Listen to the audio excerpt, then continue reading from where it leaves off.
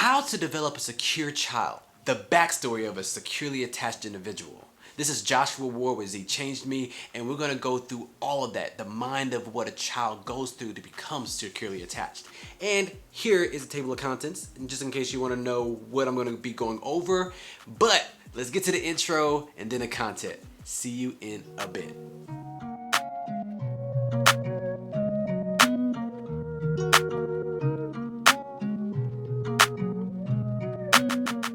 So hi YouTube fam, this is Joshua Ward again, as I said before, and we're going to continue this series of a securely attached. I'm going to break this down into childhood, then what you are like as an adult, relationships, and as you are as a parent, so you have a good understanding of where you are, because you can have different attachment styles depending on where you are and what environment you're in. But before we go into that, let me tell you about my channel. So in this channel we do relationships, single dad, you have personal growth, and you have attachment theory. This is going to be focused more on attachment theory, but this can actually go look into the single dad perspective too, or any parent perspective, because you can start to realize what you can do to develop a securely attached individual. Now, when we talk about attachment style, when we break it down really quickly, there's 4 major attachment styles. There's a secure attachment style and 3 other insecure attachment styles. The insecure attachment styles are anxious, preoccupied, dismissive, avoidant, and disorganized or fearful avoidant, which have different names in general. And depending on how your relationship with your caregiver was, and if that caregiver taught you how to believe in yourself and be confident in yourself and not hover around and make sure that you were independent and be able to do certain things, those individuals become securely attached. But when you don't have that right connection or that right modeling from that caregiver, you start to lack things, and those lack of causes problems down the road. But let's break this down about securely attached individuals and securely attached children.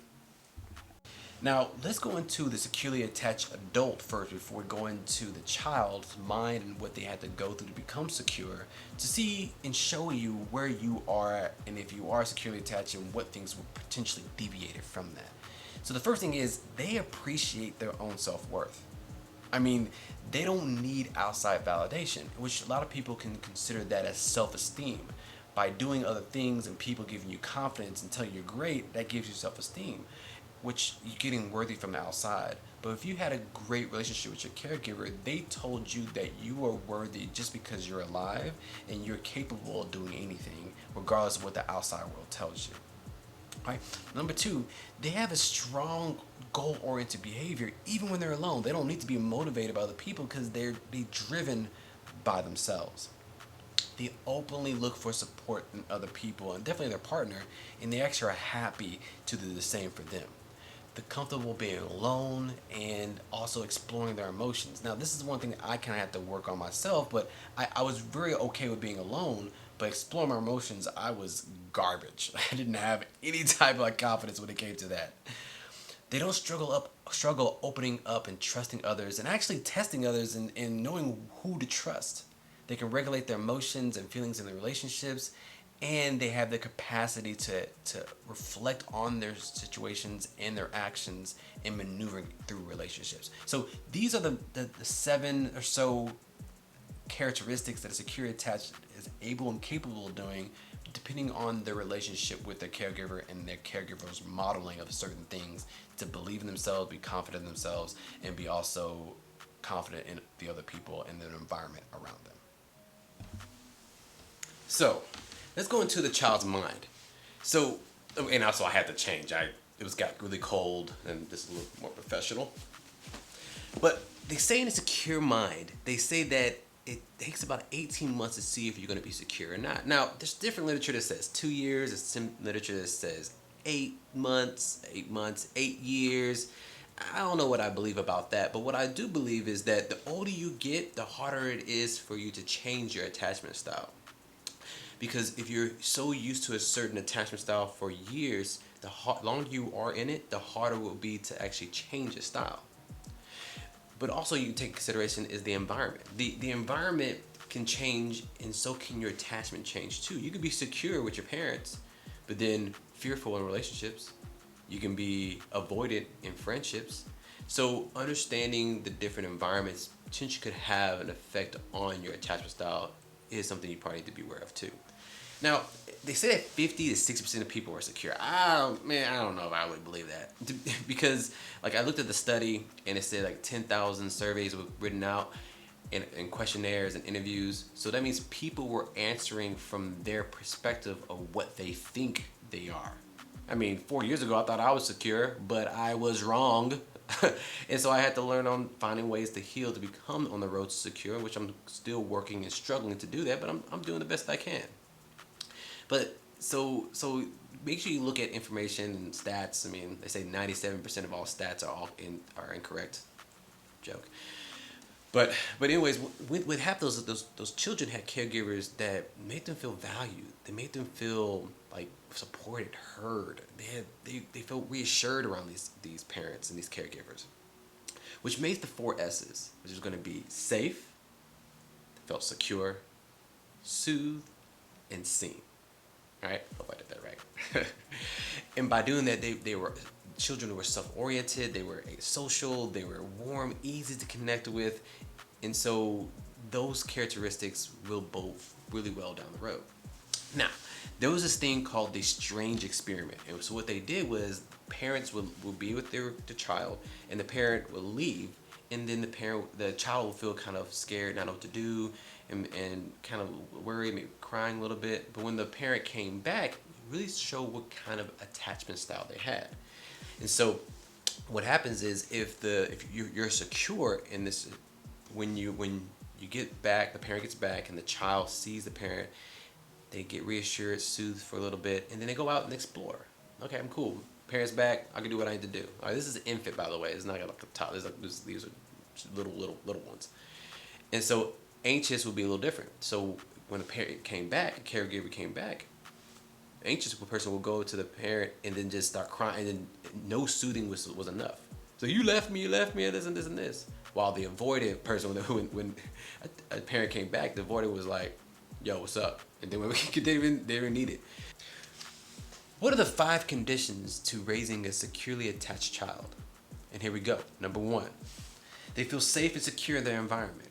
I think that's self-explanatory. Number 2, cues. Cries and signals are interpreted accurately by the caregiver. This gives this child a sense of autonomy and that they have some reliability and they can exert some type of control over their world. Number 3, since the world can be a scary place, caregivers need to be open, warm, and inviting.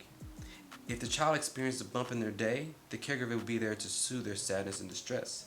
This will be the template for managing their own problems. The child needs to be valued.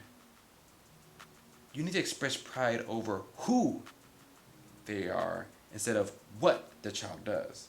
Because if that happens, they start to realize that they're valuable unconditionally of what other people achieve.